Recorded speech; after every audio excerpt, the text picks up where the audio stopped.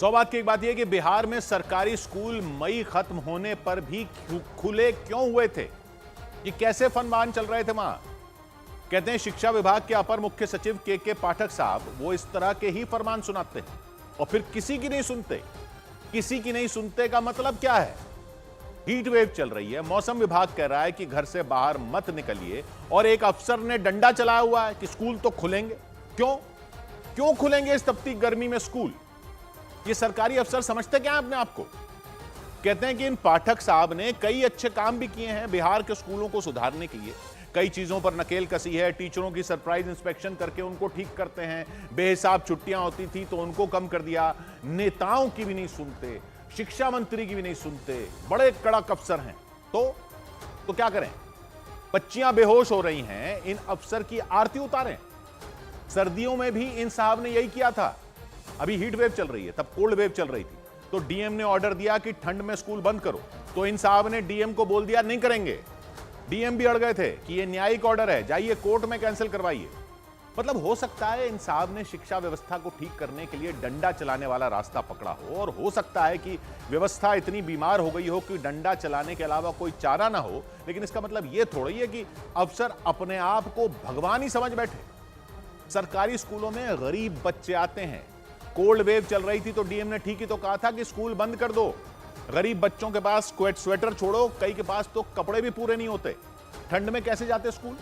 और अभी heat wave चल रही है, तो पाठक साहब ने कह दिया कि स्कूल सुबह 6 बजे से कर दो। 6 बजे गर्मी नहीं होती। यानी इन्होंने कह दिया स्कूल खुलेगा तो खुलेगा ही, चाहे कुछ भी हो। सुबह 4-5 बजे सब लोग उठो, बच्चों को 6 बजे तक स्कूल पहुंचाओ। तो बच्चे आने लगे स्कूल खाली पेट। सुबह 6 बजे क्या खा पी कर आते?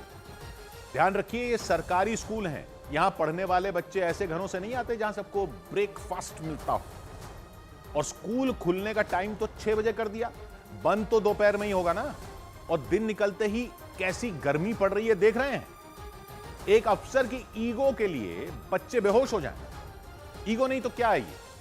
पहली बात तो 15 मई से पहले गर्मी की छुट्टियां हर जगह हो जाती हैं। कोई नियम क्यों नहीं है कि छुट्टियां करनी ही पड़ेंगी?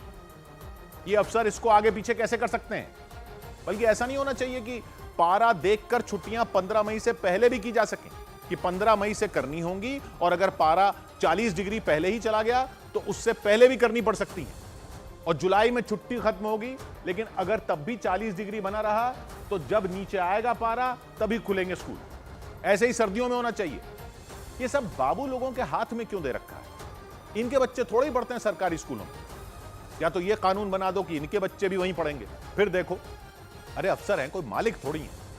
और गलती थोड़ी तो पब्लिक की भी है। ऐसे अफसर जो नेताओं की भी नहीं सुनते, उनको हीरो बना देती है पब्लिक। सिंघम हो जाते हैं सब, डंडा चलाकर ठीक करने निकल पड़ते हैं अपने हिसाब से सिस्टम को।